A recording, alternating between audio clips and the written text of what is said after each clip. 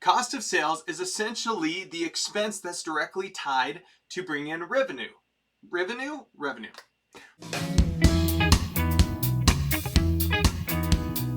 Hey team, we are back and talking about keeper metrics today. And next thing up on the list we're going to focus through is cost of sales margin. For those of you who don't know, cost of sales is essentially the expense tied to bringing in revenue. So for every dollar you spend on something, it directly correlates to a dollar coming in. And that's what we're trying to calculate. Now, this doesn't count for things that are fixed costs that don't always proportionately tie to income. That would be something like buying a computer for your business. You can keep generating revenue off of one computer. But think about a restaurant. They're going to have an inventory of food and they're going to use an exact proportion to sell on each plate. Once you serve that plate and that customer digests it, you can't resell that same piece of food. Maybe you can in some countries, but I don't want to eat there. So we're going to start tracking the cost of goods sold margin because we want to keep that cost relatively consistent over time. Now, the way that we're going to do that is we're going to go into Kenny's beauty salon and we're going to look at his business because he does have direct expenses tied to generating revenue. And so we're going to come into his metrics section, into our fancy KPI world, and we're going to create a costs of goods sold margin.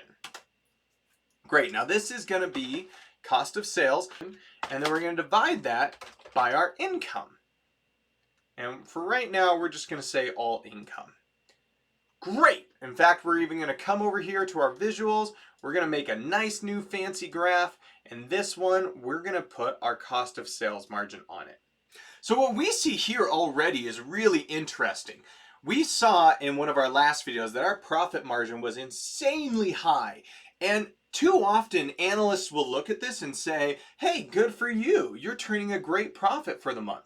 But we as smart analysts know that we need to come in here and look and see that maybe this profit margin is too good to be true. Well, we can see right here that our cost of sale margin has dramatically dipped down. And that seems really interesting to me because this business should not be able to operate at just drastically reducing costs unless there's a reason we know about. The only reason this could make sense is if Kenny were to tell us that in an effort to save expense, he switched from using nail polish to lead-based paint. So we can start looking into this a little bit further. And what's interesting about Kenny's business, if we go to his close and we look at the profit and loss, is we can see that he brings in revenue from a couple different sources. Now, the first one we're going to see is he brings in manicure revenue from doing his nail salons, but he's also a plumbing service center and he does maintenance income. And so by seeing that we have the cost associated with his manicures and the cost associated with his maintenance, we can come back into metrics, and rather than just having a KPI that is specifically COGS, we're going to do COGS by item. So we are going to come back in and say manicure COGS margin. Perfect. And this one is going to be manicure costs. Select that. Divided by manicure income.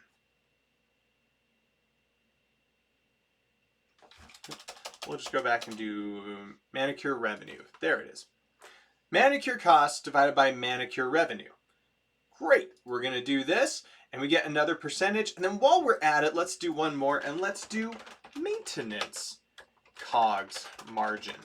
Great. So we can do our maintenance COGS divided by our maintenance income.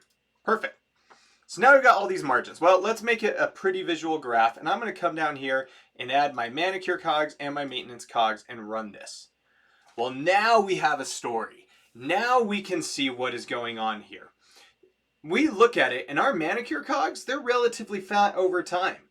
I mean, what are we at? We're at, if I can highlight it, 1%, 11%. 10%, 10%, 12%, 11, back to 11. This is relatively expected for this to stay the same, but what we're seeing is that our maintenance cost of sales are going down. Now, we may not have noticed this if we didn't have a way to come in and look at this. If we go to our P&L review, it looks like maintenance costs are pretty static. It was 57, 51, 52. all these months look relatively similar, and so we're not thinking that this is a big issue. If we run a longer time period, maybe we'll see, yeah, 57, 75, 53, 52.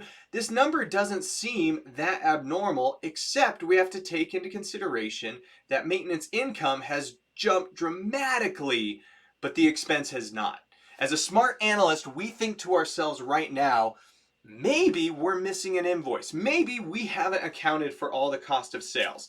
We reach out to the client, come to find out, yes, there is an invoice out there for $30K that we are not aware of that we can go do an accrual on and put it on the books and make sure that their financials are accurately represented. Due to that, we want to come in and make sure that this is on our metrics page on our financials. And then we're also going to go and we're going to add this to our executive summary as a key metric that we're going to keep our eye on. I personally am going to do both the manicure COGS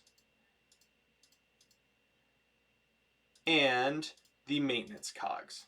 Now both are on there, and every single month our client is going to be able to keep an eye on these numbers and know whether or not he's falling in line with historical trends. So what type of businesses should we be managing cost of goods sold for? Well, primarily it's any business that has inventory. Think of anything in the manufacturing space or in the hospitality space, like restaurants we were talking about, but a business that's producing a physical good that can be sold. This is traditional cost of goods sold. Now, there is a technicality here we need to keep track of, that businesses that aren't producing a tangible product, it's called cost of services. Think for accounting firms, law firms, or anything else. And when it comes to a tax return, cost of services isn't actually COGS that can be claimed on the tax return. So we should be looking at cost of goods sold for all our manufacturing, retail, or any business that holds any sort of inventory that's directly tied to producing a product. Meanwhile, cost of services is something we can track, but know that this will get handled differently on taxes.